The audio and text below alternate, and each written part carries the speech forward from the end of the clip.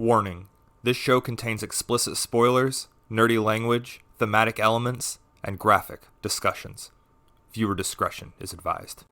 Hey everybody, welcome back to another Graphic Discussions. Today we're going to be talking about Ultimate Comics Spider-Man and the origins of Miles Morales. And to join me today is fellow YouTuber Dirkoin. How are you doing? Hello. Yeah, I'm doing good. How about you, my dude? Oh, dude, doing pretty well. It's a great day here. Always fun to be able to sit down and like talk nerdy things with people because you don't Yeah, always get that in real life, and it's good, good to see exactly. and talk and do all the things. Yeah. Totally. Yeah. So I had you read the first 5 issues of Ultimate Comics Spider-Man, which is again the origin of Miles Morales, right? Yeah, I think I read a little bit more. Like, I think I just read the entire arc up until the end of the Norman Osborn fight. Nice. So you really So, you really read in. Awesome. yeah, once I picked it up, I couldn't drop it down until I was like, oh shit, it's so late. Dude, that's good. Good to hear, man. I'm glad you liked it. I would Yeah. I feel bad recommending things that are bad. Yeah, I mean, like, I don't know if we can talk about this, but you also recommended me the X-Men one, Yep. which, like, I mean, it probably wasn't bad, but like, it threw so much stuff at me in like the first chapter. I was like, what the in hell are they talking about? Yeah. No, it's funny that you mentioned that. That's like a common gripe in the comic book community is like, where do you start if you're new? Like, it's hard Yeah, to sift through everything because there's all the different runs, and a lot of the comics tend to like, just because it's an issue number 1 doesn't mean you're getting things from issue 1. A lot of times it draws on legacy characters and other stories kind of into it. yeah, and that's what I liked a little bit about the Miles Morales story that you showed me, because it was mostly like in self-contained story, but it took elements previously established in other storylines. I take it, but Yes. like, but since most of the part of the story was based on a mystery, like it didn't feel like I needed to know those things because again, it was a mystery, and I was beginning to find out a few things that was about to happen, like why is Peter Parker alive? Why is Norman Osborn alive? Though I was like, why would they be dead? But I just took it for granted. Like, okay, they're dead, but are they? But are they? But are Yeah, they? right. Yeah, and that's what it kind of made me want to read. It's like, okay, everyone says they're dead, but I mean, obviously, I'm reading this and they're not dead. So why aren't they? Sadly, I didn't really get to the part of why they weren't, but mostly of like, at least the first end of the first conflict. I Yeah. feel like there will be more to follow, but hey, I should read more then. Oh yeah. They follow this. The writer of this, Brian Michael Bendis, not only did he kind of created Miles Morales, but Yeah. he has the longest run on Miles as far as Oh, writing him because he wrote him through this and then 2 more whole events that were like Civil War 2 and Secret Wars 2. okay. And Miles was a big part of that. So yeah, this origin's definitely like the definitive origin for Miles, which is pretty cool. Okay. But you're normally more of a manga anime guy, correct? Yeah, I'm a Yeah, with the One One Piece Piece. shirt. Yeah, like, I mean, I've used to watch a lot of like comic book based animated series, but like, yeah, last few years of my life, I mostly focused on reading manga, watching anime, and yeah, I think it's way easier to get into, mostly because like like if I want to start One Piece, like I didn't need to watch like 20 chapters of Dragon Ball Z beforehand to like understand like what Luffy plays in this world. It's like, no, those are separate stories, separate universes. Like, they don't interact at all, except for that one very weird crossover episode with Toriko, but we don't talk about that one. Yeah, we don't talk Uh, about that. uh, but like you like, and so it's way easier to get into, and of course, One Piece is the goat. Like, within 2 chapters, it's already like, yeah, all praise upon thee. Like, it's already amazing within the first 2 chapters. You already know what's going on. You already know what you're getting. And even though like I praised the start of the Miles Morales story, where I'm like, yeah, I kind of understood, but there were a lot of things of like, what? Okay, I guess this is happening. Okay, those people are dead. Like, Right. it helps that I have a pre-existing knowledge of Marvel characters due to the MCU and me watching a lot of I I watched a few Marvel animated series back in the day, mostly Okay. X-Men Evolutions, I think it was called. Like it was a very teenage X-Men show. I really loved that one. Um, so I kind of knew a few characters, um, but yeah. So, but that was basically the baseline. Like, but I really like that you recommended me Miles Morales because I either like objectively, actively or inactively, never have watched, read anything about Miles Morales. Like the closest thing I've got That's was cool. playing the PlayStation 4 Spider-Man game where he was like a side character that you could control a few times. But Yeah. I never played the sequel where you play as Miles Morales. I never watched Into the Spider-Verse. So I knew of him. I knew he was like the new Spider-Man in the black Spider-Man suit, and controversial, he's black. But Ooh. yeah. Oh, no, I don't give. Like that. That's one thing I always hate It's about. silly. Like, yeah, it's like, what's the matter? Like, this is literally what people want. It's like you don't want a rehash of an existing character, but this is literally its own character with similar powers. Yeah, And yeah. Such a hard thing, and Miles is one of the few characters that they've brought out, or people be like, oh, they just race swapped Spider-Man, and it's like, but not really, because Miles is his own character, and Miles is yeah, one of the few that have kind of been accepted through the comic community. Like, okay, yeah, Miles is his own character. He still gets a lot of hate, a lot of yeah, he's just a copy, but I'm a big Miles Morales fan, so I really appreciate the difference in his character and his origin. It's a little different than Peter's. They're different characters. yeah. It's fun. It's a good passing of the mantle as far as a character that we passed it to and it's stuck around. Yeah, no, that's I will agree with that. Like even with the 5-7 chapters I read, like I started to enjoy Miles Morales as a character. There are a few things that I dislike, but that's my whole dislike of like one of the essential Spider-Man things. That's the quips. It's like Mm. like that's the one thing I really like from a lot of like anime and manga. It's like you don't need to like make a remark about everything that's happening. And that was Yeah. one thing that was when I was reading that I was like, you could have gone without saying that. Like the comedy doesn't always hit for me, but hey, Okay. yeah, I probably like a lot of other people, it will hit.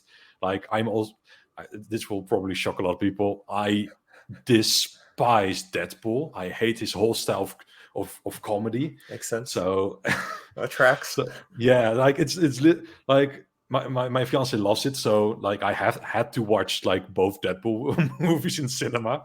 So so like, and I just didn't enjoy that. Like most of the jokes just didn't land, and that's basically how I feel like a lot of the modern interpretations of Spider-Man are. It's like, oh hey, something's happening, let's make a joke. And yeah, Very true. yeah, Very true. Always been a little bit of a core of his character, but yeah, definitely, I mean, a lot of Marvel characters in general have really picked up the quippy, or just a bunch of cool one-liner dudes, and there's not as much, personalization to it as well. But yeah, I can see, the quips. I know some people complain in comics that they're too wordy when compared yeah, to manga, because manga has a lot less words generally, and usually being over wordy, as fans, we don't like it. The panels are too cramped, it's yada yada yada. But yeah. yeah, that's a fair criticism. I mean, if you're not into it, I can see why that part of even Spider-Men are not your thing. So Yeah, but I think one of the things that probably might lead to like comics being more wordy than a lot of like basic shonen manga is that a lot of the main characters in shonen are very simple-minded. Like take for example Luffy. Like one of the amazing things that Oda has done throughout the entire series of One Piece is that Luffy has never had a thought bubble above his head. yeah, We have never seen a thought bubble of Luffy. So like, And literally his catchphrase, aside from wanting to be the Pirate King, is he's going to kick your ass. And Oh yeah. but for Luffy, like whenever he says that, it's never like, aha, he's joking. No, it's a threat. He looks you straight in the face. He's like, I'm going to kick your ass. And at that point, you're like, oh shit. Well, at Miles Morales, I can't think of like an example of what he said, but it's less of like, oh, I'm going to threaten like to beat the ever living shit out of you, and more like, aha, I that was shocking, right? And I was like, yeah.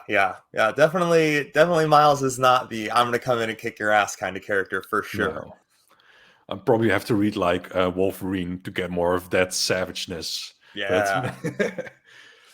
Yeah, or even, yeah, exactly. So, yeah, so I like the history, you've got a little thing, but it's cool that this is your first like Miles story. And we'll kind of walk through memory lane. Here's my trade copy of my first 5 here.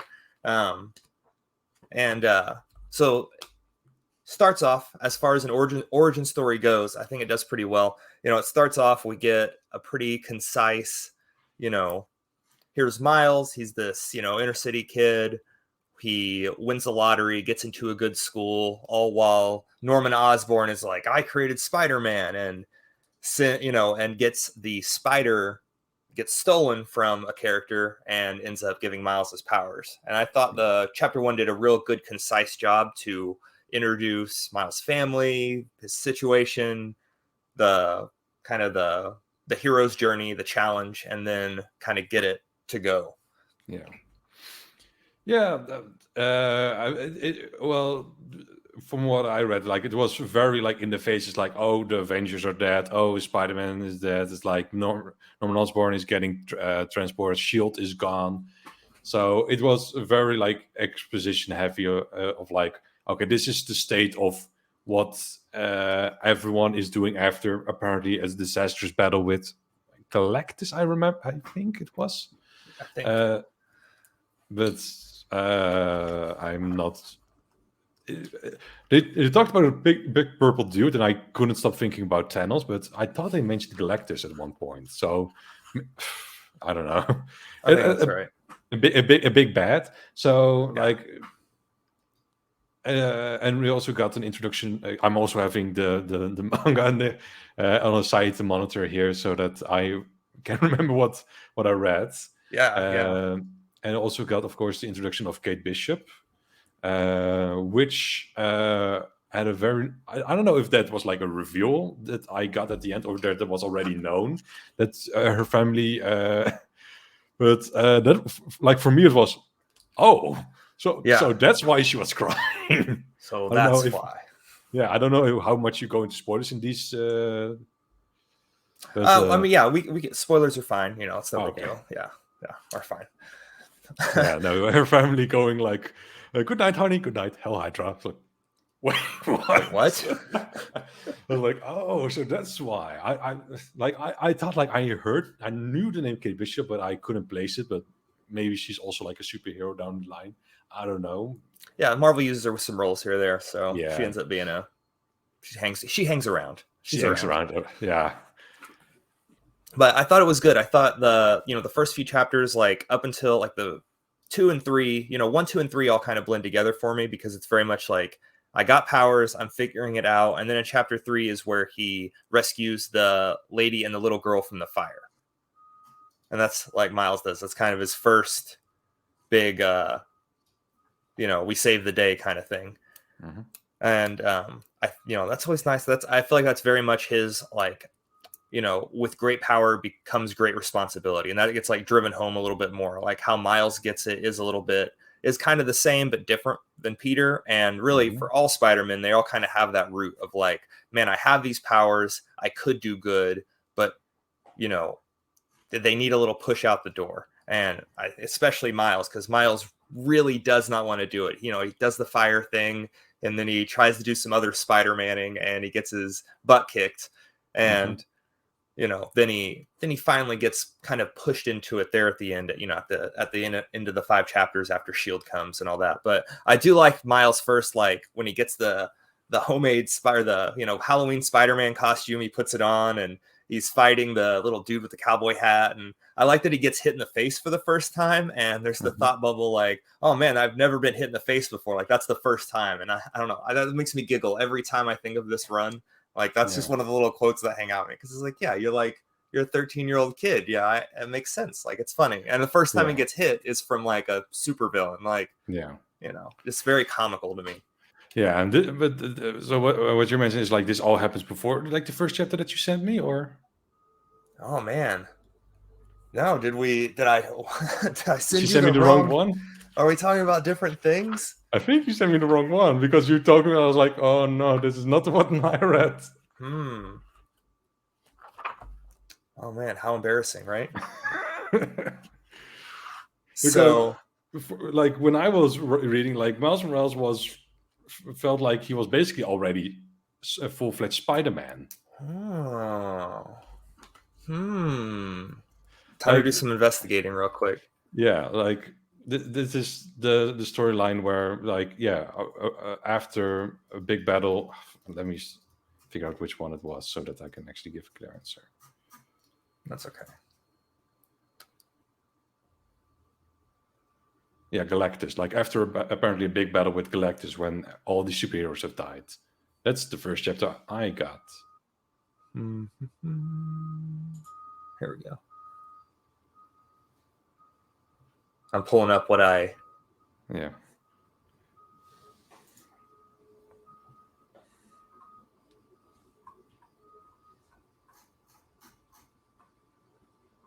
Haha, I sure as shit sent you the wrong thing, didn't I?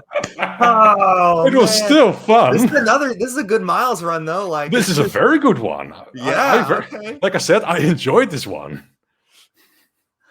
Oh, okay. So then we get the Green Goblin fight. So it's similar vein. Okay. Yeah, okay. So he makes the save here. So yeah, and this one Miles is already a thing. Yeah. Like it was after he already took the mantle of Spider-Man from a dead Peter Parker. Yeah, and this is Peter comes from the other universe, Green Goblins. Spoilers, I didn't know he came from another universe. I didn't get that far. Oh, sorry, spoilers. That's the proper Peter Parker, like the regular Peter. Oh man, I'm sorry. I didn't mean to spoil that for you. No, it's fine.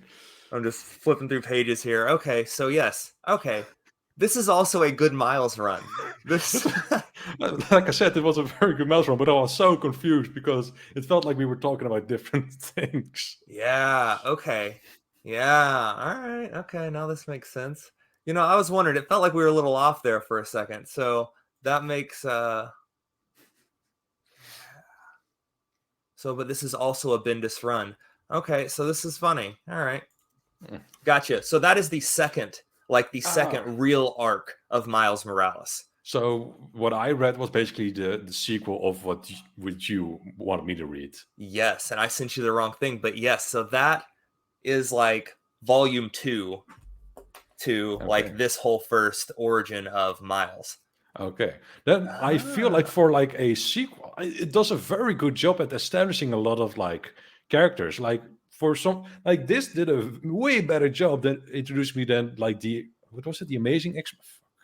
The X-Men comic, just X-Men, just the regular X-Men, regular ass X-Men did, because that introduced Magneto in space. Shield again resigning because how long of a business strategy can Shield actually be in a world of superheroes?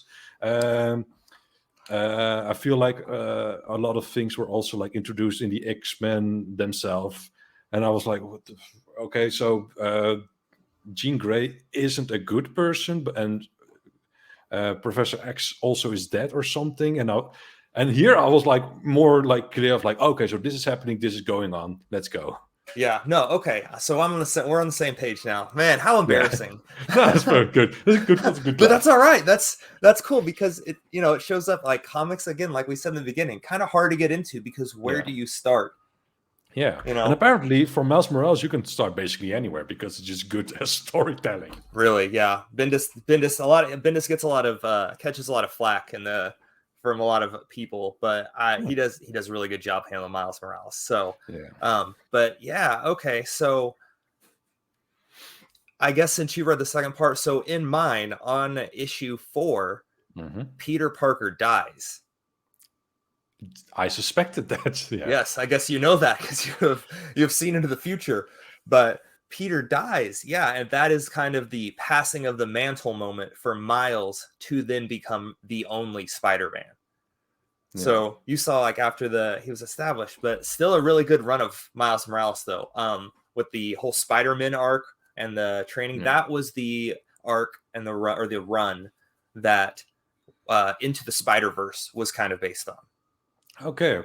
Yeah, like I said, I also haven't watched that. Right. Yeah. So that one takes kind of the beginning of the one I read and uses a lot of the bulk of the middle from the run that you're reading. Okay. Yeah. I mean, like the thing that I found most fun, like reading from in the middle of this one, is basically like I didn't know what actually happened to Peter Parker and Green Goblin. So, like with everyone saying like, oh, he's supposed to be dead, or maybe is he? I didn't know what actually happened. I didn't know what the characters saw. So my mind was basically open for any interpretation of like, is he maybe alive?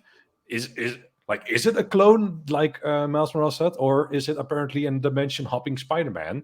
Thank you very much. Oh man, I'm so sorry. I'm so sorry. There's other cool stuff, I promise. No, it's good. At all. Just we get other cool things. To be honest, like even with like the very minimal information I got, I actually like got a little bit emotional when I read like the reunion between Aunt May and Peter Parker. And I'm not even an emotional person. Like I am always completely dry when watching anime, reading manga, watching movies. But that one, I was like, whoa, fuck, man. Yeah, it's like, oh yeah. So yeah, because Peter dies in Aunt May's arms. Okay, like that Aunt May that you saw, like her Peter dies in her arms after fighting Green Goblin. Yeah, I mean, it was in front of her house, so I guess I could have guessed. So yeah, but yeah, oh, okay, all right. So I guess from what you read, as far as like an origin, I guess you got a little bit of an origin, but yeah, it's like this was like because at the end of the story that I read, it's like Peter gave his web shooters to Miles, and he was like, "Hey, you can keep him now. Like I'm done Spider-Maning." Well, before it wasn't as much like Peter agreeing that he get him. It was just Peter dying, and hey, we get a Spider-Man vacuum here. You're the closest one that can fill it. So that is, for me, it was also an origin like the first volume. From what I hear from you, it's like how Miles Morales became a Spider-Man, and the one that I read was how Miles Morales became the Spider-Man. That's a really good way to put it. Yeah, that's good. That was good. Thank you.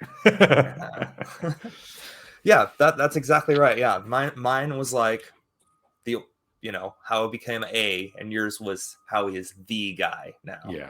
Yeah. Huh. That's super funny.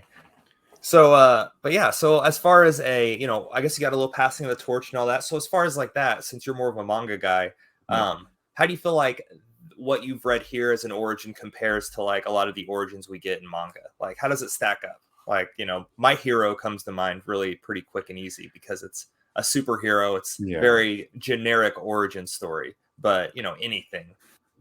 Yeah, in manga, like what I enjoy from like a lot of the origin stories of like, let's just mostly focus on shonen because that's the kind of same genre as Marvel and DC comics are. Absolutely. In that sense, I more so like the way the manga does it because it's like most of the time it clearly focuses on the one character and how they will explore the rest of the world. Well, a lot of Marvel things is like you already know the world, and so we're going to slowly introduce you more to the character. And like with again example, I fucking love One Piece. It's like we basically know down to a T what kind of person Luffy is after the first chapter. It's like he's carefree, he knows how to fight, but he has a dream of becoming the Pirate King, and he will do anything to achieve it until death thou death part. And you already know that from chapter 1, and the rest of the series is either introducing other characters slowly or expanding upon the world. Well, here in Miles Morales, it's like, okay, this is happening in the world, this is happening to the characters, this is happening, and also Miles Morales is somewhere in between. And even with this very light take on like the rest of the universe being introduced, because most of the rest of the universe is dead as far as I'm concerned, or what we are concerned. So it is very light on the surrounding world, but it's still like, oh, here's Maria Hill, who is a SHIELD agent. Oh, here's Norman Osborn, and J. Jonah Jameson. You should probably know who these people are, because if you don't, you'll be like, why are these people important? Yeah. It's like, why is Norman having a naked argument in J. Jonah Jameson's apartment? It's like that. Such things will never happen in like manga unless they're literally there to be answered 100 chapters later. It's like, oh, who was that hooded guy that sent off Luffy in Lockdown? Oh, 400 chapters later, it's his dad. What? Yeah, no, that's a good inverse you say about the two, and because it very much is, manga is a lot of exploring the world, where Western comics, like you said, is a little bit more exploring the character, because we already are expected to understand the world. Yeah, and I think that continues with how they tell their stories too, because my favorite thing about like shonen especially is it's the growth, the power-ups, the putting in the work and getting the reward for putting in the hard work. And I love that aspect of it so much, where you don't get as much of that like earn it from the comic side. I feel like they do have to put in the work, and they get incremental better sometimes, but they pretty much have their power set, and it's about creating situations within that power set. Yeah, or like cosmic events happening that gives characters like a temporary boost or something like that. Yeah, you have those in anime as well, but they are far further in between. It's like even with manga like Boku no Hero, with abilities like Deku, where he suddenly halfway the story gets like 7 new superpowers. He still has to work for them to eventually use them, and even after he knows how to use them, he can work on improving them. Well, I mean, from what I seen from like most of the animated series, it like they only go up towards like understanding your ability, and that's the cutoff point. Like you do not get any better than that. And or like I said, you get some cosmic event where suddenly you're the Phoenix or something.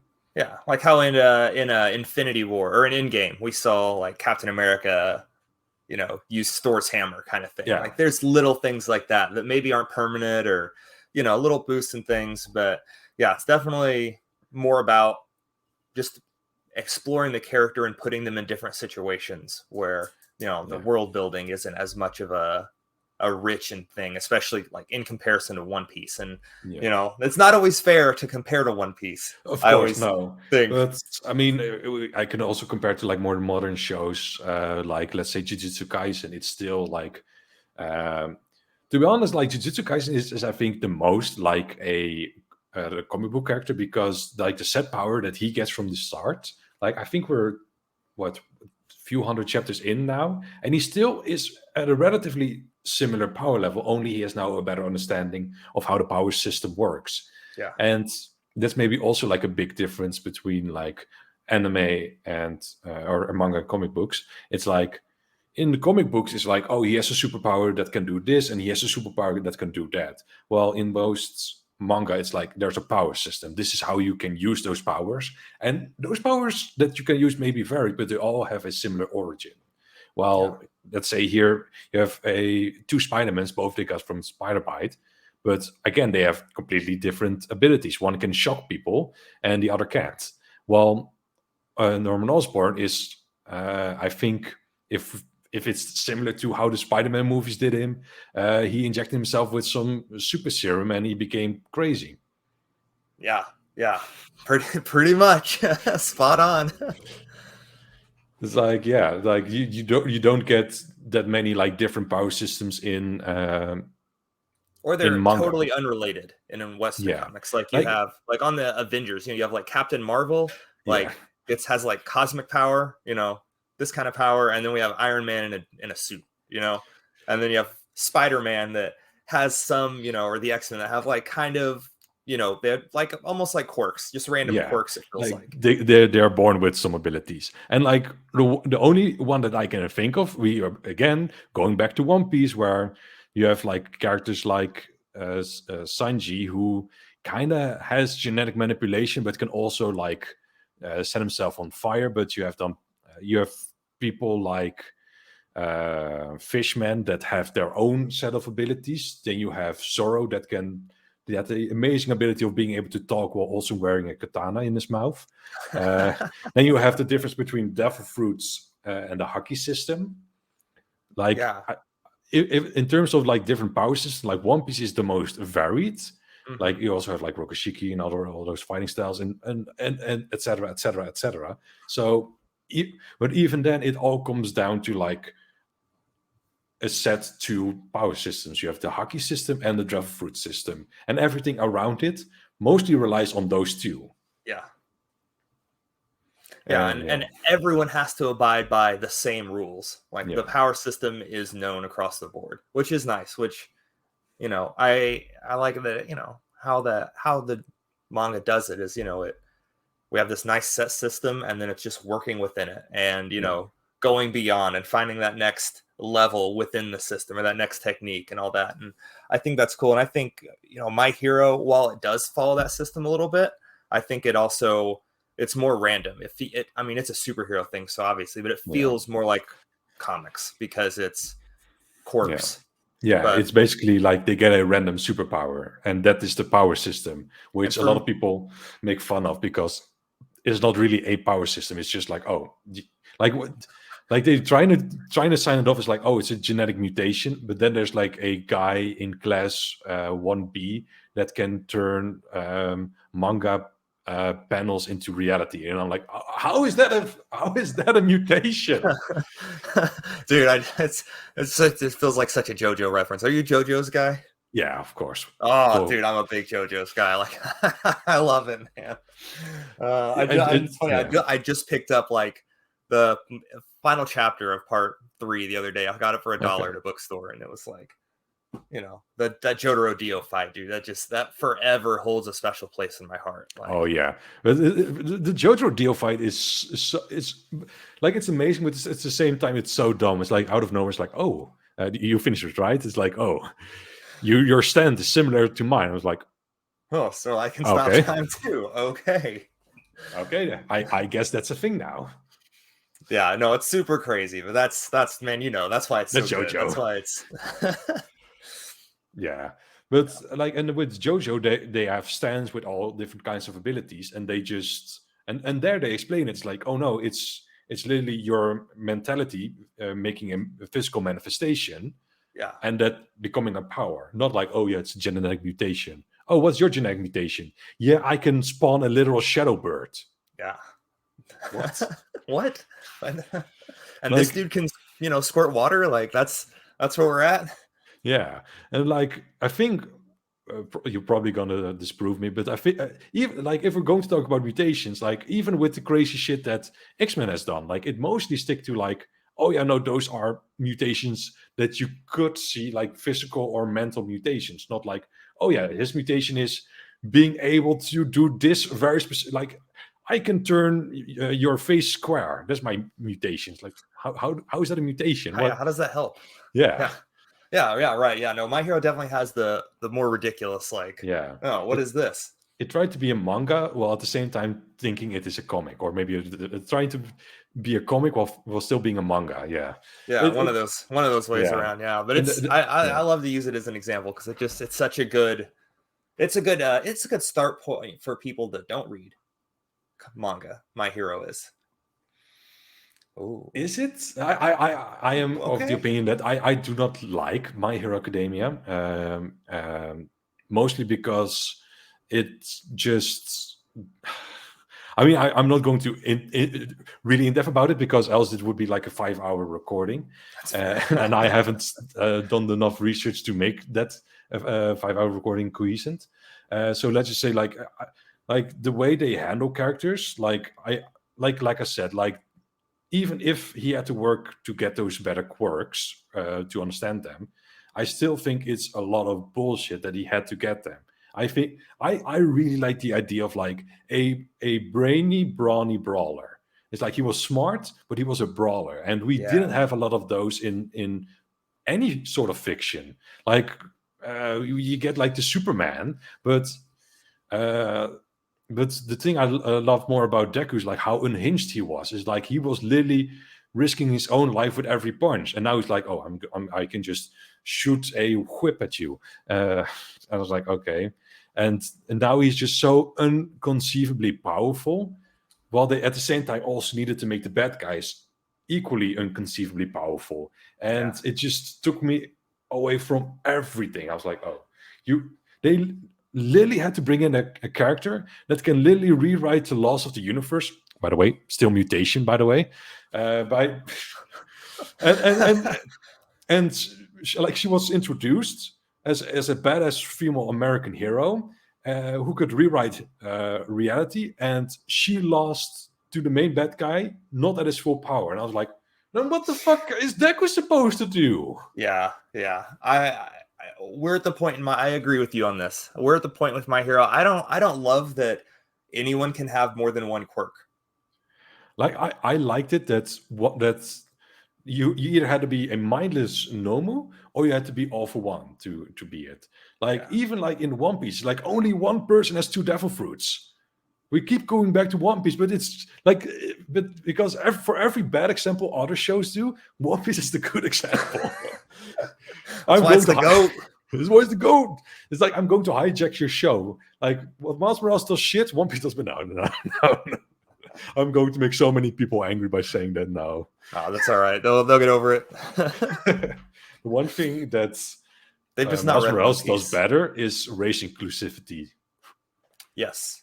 That's the one thing I adore about comic books that I kind of dislike about manga. But on the other hand, like manga is black and white. It's like if you want it to be, any character can be darker skinned than you want than they are appeared to be. But with that being said, that's a very cheap cop out of what I'm just saying, and I know that it is. It's like you can also just color in the skin and say like, hey, this is a cool black character, like they did with Okanyopon in Attack on Titan, which is like one of the most badass black characters that we've seen in Japanese media. And he was introduced halfway through the series, and everyone's saying like, what an awesome fucking dude. Yeah, right. Everyone's like, oh, dude, I like this guy. Yeah. And I think that's a fair criticism of manga is they're all, everyone's all the same. Everyone's the same. Race of, and when there's sometimes we get like Killer Bee in Naruto, kind of a token character than anything else. But a lot of people really like Killer Bee. Killer Bee, is real badass. I mean, he's awesome. I love the dude. Awesome. but yeah, he's a black guy. He raps, and you're like, oh, but why? Like, why we got to do it like that? Yeah, it always does like that. Dragon Ball just introduced a black character that's just a normal character. They didn't try to make, they're not rapping or, doing anything wild, but, which is, rare occurrence. So is it like one of the classmates of they're not important. They're just, they're I don't even remember that. Yeah. The like only black character we have is Piccolo. I'll say it. You're a brave man than I am. Dude, no, dude. I love Piccolo though. He's one of the best characters. But I mean, he's the best character. That's what the internet says, and I love it. I mean, I guess. But yeah, American comics do a better job of inclusivity. But I think that kind of shows the difference in Western the culture. Inclusivity, especially right now. There's a big drive for it. Yeah, it's also like because of Japan being like very like single culture still, like there's very little other cultures within Japan. And like the biggest second, like of course the biggest group is Japanese. The second biggest group is Korean. So it's not like there's a very physical difference between those two because they literally like used to share the same ground with each other a few billion years ago when the world wasn't split. So yeah, it's and then I think after that the Chinese, and I think like European descendants are like fucking 19th on that list almost. I don't know. It's like and leave alone at that you get black people like of course you're not gonna see them, but at the same time I'm like you have so many new younger mangaka being so internet savvy, being so well known, well versed in the entire world, like. Why can't they have that inclusivity? Like Oda is a fully grown West taboo. Like he loves America, he loves the West more than most Americans do. And at the same time, like, so why not use that same inclusivity? Yeah. Araki, Araki is very much known for being a world traveler, and I guess Araki, he gets. Araki's done a. I mean, at least I feel like Araki does more often than a lot of other manga. Yeah, I think he does treat them also with the respect that those cultures deserve. Like the entire of like part 3 was a road trip from Japan to Egypt, and like one of the main characters, I'm going to butcher his name, is Abdul, yeah. And like he's a black character and he's awesome as hell. He isn't stereotypical. Like the worst thing he does is like that thing at the end where everyone's like, why are you doing that suddenly? But like it isn't that he was like the stereotypical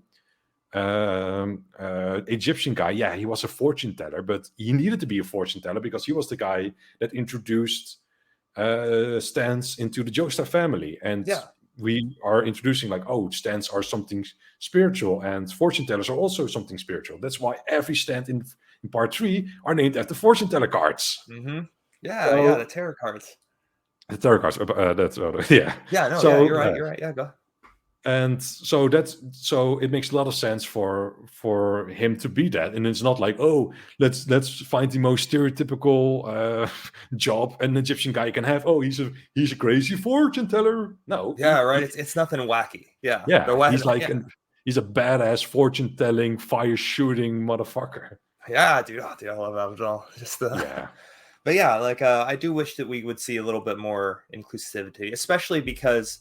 I feel like manga, obviously it's an innately Japanese thing, it's such a Western thing anymore. Like the sales numbers, there's a lot of profit made with Japan pushing out this media and shipping it to places and things like that. So, just to, get your audience a little bit more, relate to your audience a little bit more because, there's people, everybody reads manga a lot, all these young kids and, old people like us, I'm sure.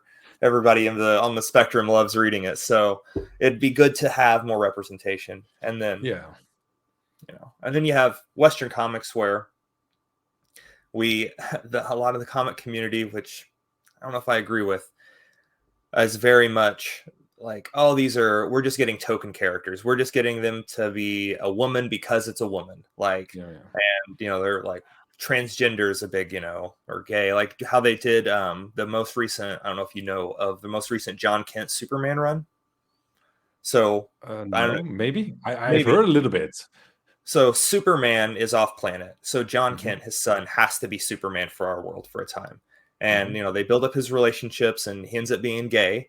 And that over here, and this, the Western media was fired up about it, as you can imagine. The internet was fired up like, how can you, big headline, Superman's gay now, woke liberal, da da Oh da da yeah, da.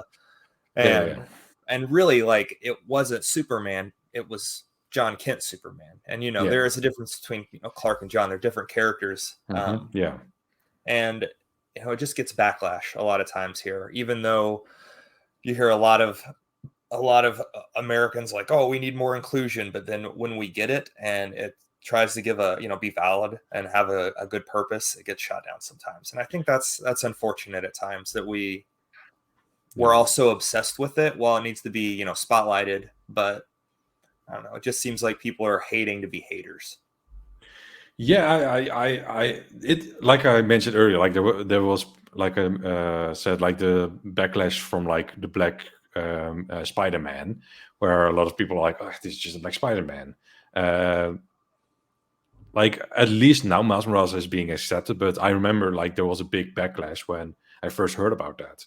And to be honest, like, the problem I have with a lot of like Western media is that they are able to like write articles in such a way where everyone is just being offended by it. Like you said, like, oh, Superman is gay, but there are like 50,000 different types of Superman. Yeah. It's like, give him some pink kryptonite and he's going into every guy's room.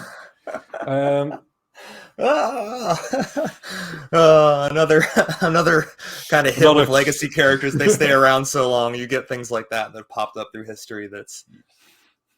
Yeah, but like, and then the same with like Spider-Man. When I found out, it's like, oh no, it's an entirely different guy that is calling himself Spider-Man. I was like, oh, okay, now I understand. Oh, this isn't Clark Kent being gay, because like, if Clark Kent was actually being gay, like that is such a weird take to get this character, because his relationship with Lois Lane is like one of the most essential plot points, or his relationship with Diana is so like iconic. Yeah, like, at least make him bi at that point. Like, I don't mind. Like, hell, have him fool around a little bit with Bruce Wayne. Yeah, well, like, whatever. They're close enough.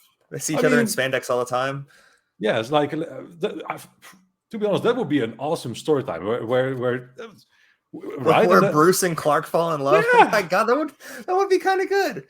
It's like the alien that is more human than the man, and then they start dating. That's like, I think that's a brilliant way to do it. And then eventually, if you really want to follow canonicity, you can still make him like eventually choose for Lois, because Batman is the most toxic relationship kind of guy. Batman is type A. Yeah, it's like they fall out, and eventually he goes back to Lois or something. Like, that would be like I would accept that. Like, have him be a bisexual. Like, have him swing every direction. Come on, then. If like. Yeah, they're comic books. Like, let's have fun with what we're reading. Yeah. Like, just play around with it. Like, there was a bunch of, especially in the golden age of comics, like 30s and 40s, there was a bunch of just wacky off the wall things they did. They had these characters do, like, like Batman using machine guns, and like, Superman like going to get a haircut, like, like things that are just like, oh, that's kind of, it's just comical. And like, take some risks. I think it's good to have your core run, but man, they put out so many books a month that it's like, what if you just took a quarter of those and you just threw shit at the wall? Like, whatever you want to feel like you want to do, just like, that's it. That's your thing with these like 4 books a month. We can go wild. Yeah, and I think the whole deal with sexuality, like, on one hand, like, yeah, like, keep characters as they were meant to be. On the other hand, like, you can, like, with newer characters, like, you can do so many things. Like let's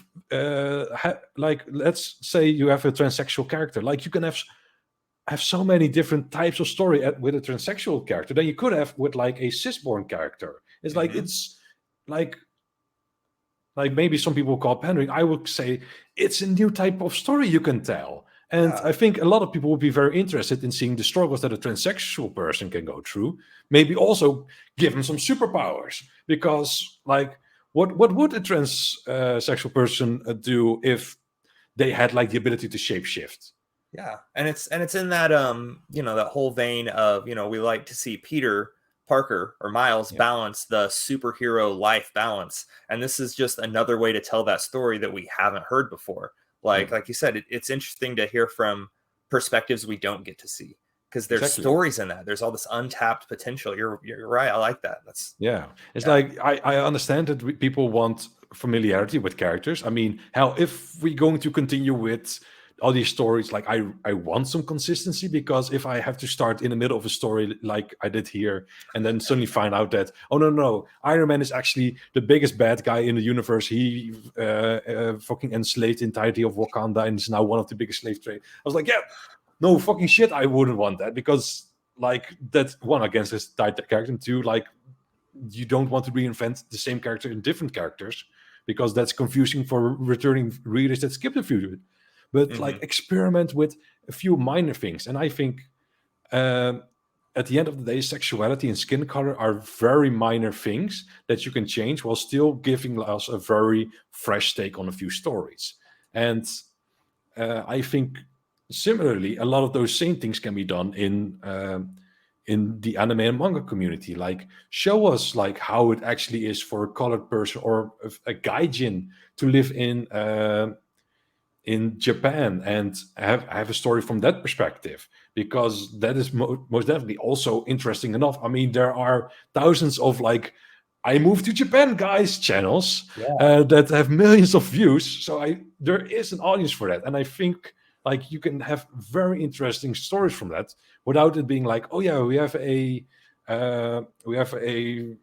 character in our classroom now from America. Why is she from America? Well, we want to have a character with blonde hair and blue eyes, and we couldn't suspend your disbelief further enough that that's an actual Japanese person. I was like, sure, but what is her deal? Like, how is she, like, she's an exchange student. How is she speaking fluently Japanese? Right? Yeah. Yeah. It's like, shows the struggle between languages. But yeah, Japanese people just want Japanese and don't want to like get out of that Japanese bubble for a lot. Like, we got more of like like people speaking English, or in Finland Saga, they actually got I think Icelandic guy to read the introduction in like an ancient Noric language, and I was like, holy shit, that's cool. Yeah, right. Like, yeah, things like that. Like, it's stuff. You're right. It's the argument we should all be making for inclusivity, because there's all these awesome stories that we a lot of times in both communities, like, oh, there's nothing fresh, there's no new ideas. Here they are. Yeah.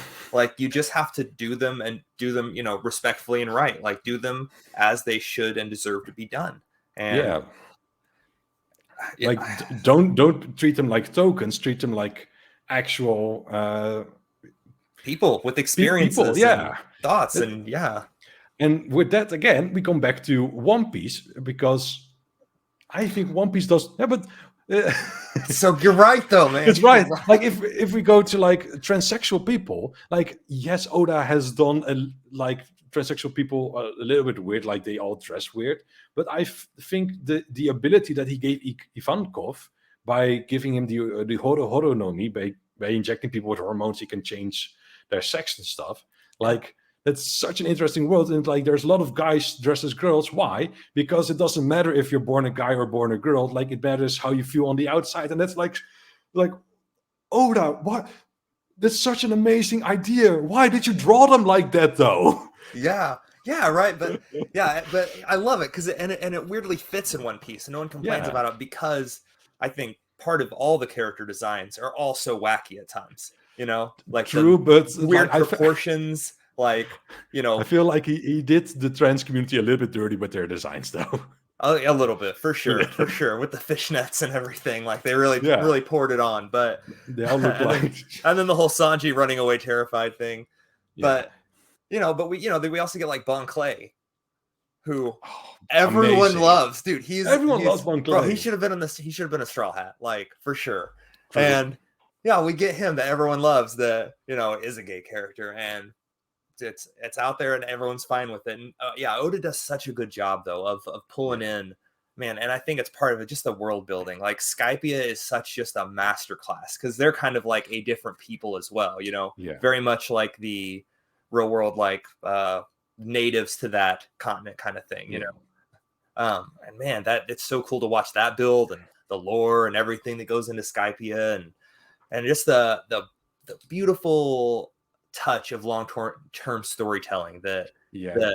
Oda and a lot of, I think, manga gets to do a little bit better, especially, American comics. You maybe get like a run of 6-12 issues, and that's all you get to tell your story. And Yeah. you can't really, you can't set up a Marine Ford with that kind of time.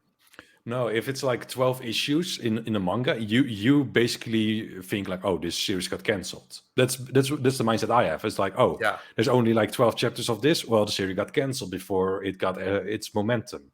And on one hand, you got to enjoy the ability to tell shorter stories in American manga, American comics. But on the other hand, like, I love world building. I love series that can say like, this is the world, and we're gonna spend hundreds of chapters like exploring this amazing world. It's like why a lot of people enjoy One Piece, why a lot of people enjoy recently Chainsaw Man, because that also has an entire world full of existing things that we in the anime haven't gone near discovering. And that's why a lot of people dislike Boku no Hero, because it has a huge amount of world building that is like, yeah, we just hear superhero fights, and it's like, but what about the world? It's like superhero fights, and yeah, that's what a lot of the other manga. It's like, oh, it's a shonen manga, but it's not just battles. It's let us learn about the story, and maybe even like through battle we learn more. And while in a lot of like the worst mangas, it's like, oh yeah, no, this is a battle, and because of this battle we're battling, and we're battling him because this is a battle. Yeah. And like what, like we do not know anything about the entire world of Boku no Hero. It's like, how do they solve crimes in the world of Boku no Hero? Because everyone has a different quirk. Is there like a registration? How are the hero systems in other worlds? Yeah. Is that similarly set up to like Japan, or is it differently? Like, I imagine, like, I always had the headcanon that quirks in America were more like a gun license. It's like, you don't need to go to school. You just, like, in some states you can just use it to defend yourself. In other, you have to get a registration. Well, Yeah. like in the country that I'm from, the Netherlands, like we have a you cannot own or use a gun at all. So I would think like, oh, you like only certified cops can use their quirks. So I was going through that, and then I was like, oh no, we got the number one hero that also went to a hero school from America. I was like, oh, so it's literally just Japan copy pasted in every other country. Yeah, it's very much a superhero comic book story versus like the traditional manga base, almost, that we like, which is a good point. And it's funny, we bring up My Hero a handful today, and like the next one of these I'm taking someone who's only read American comics, Okay, and I'm gonna have them read the first volume of My Hero, because it's an easier jump point than maybe like an Attack on Titan. Well, maybe not. Attack on Titan's just fucking good, but Attack on Titan is just good. Maybe not the manga though. The first manga chapters of Attack on Titan are kind of rough. Yeah, let them watch some anime. Yeah, right. Make them watch the anime. So, but yeah. So, before we wrap this up, I want to, we've talked a lot about a lot of various manga today, but other than One Piece, what are your give me like 2 recommendations to read right now, like ongoing series that are coming out weekly. Give me 2 ongoing series. 2. I will give you Undead Unluck, which is also Shonen Jump manga, which is about also an amazing world building. It has negators, which basically are people that can negate certain rules in the world. Like the main character negates undead, so he can negate death on himself. And the other is Unluck, that can negate luck on certain peoples. So if she touches you for a long time, the longer the time, the more she likes you, the bigger the unluck it will be. Okay. So, and the story is just keep ramping up in insanity with an amazing main cast, an amazing storyline, and it has won several awards as like best new manga, and it will soon also get an anime adaptation, which is animated by the same studio that did Fire Force and JoJo Bizarre Adventure. So if you're another manga reader, at least check out the anime when it comes out, because it will look amazing. My second recommendation is Dandadan, which is by the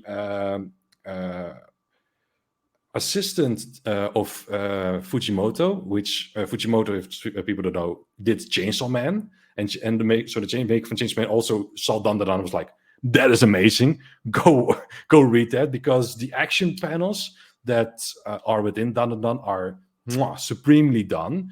They are so fluid in motion. It's like you almost just watch an animation of stills, and it is literally the craziest story that you'll ever read. I can literally say one sentence about the plot of the series, and you will be like, "What the fuck?" And I will say it because it is not even a spoiler. The main point of the story is to find the testicles of the main character. There you go. All right, I'm in. I like it. Undead Unluck's really good. I'm a fan of Undead Unluck. That's good. A good rec. So yeah, I agree. People should, if you want to get your toes into manga, anime, those are two good ones coming out. So yeah. All right. Well, man, I appreciate you coming on and talking with me. Sorry we read different miles. That's on me. That's my fault. But no worries. Like we got to compare notes. It's like you got the first, I got the second, and we were like, oh, so two origin stories with two end possibilities. It wasn't what we planned out to be, but I think we got a still fun conversation out of it. Yeah, I agree, man. Well, I super appreciate it. For everyone else out there, make sure you check out this dude's stuff. That's all, YouTube stuff, description, blah, blah, blah, that fun thing. But yeah, man, I appreciate you talking with me, and we'll do it again sometime or something. Yeah, sure thing. Hey, have a nice day. You too.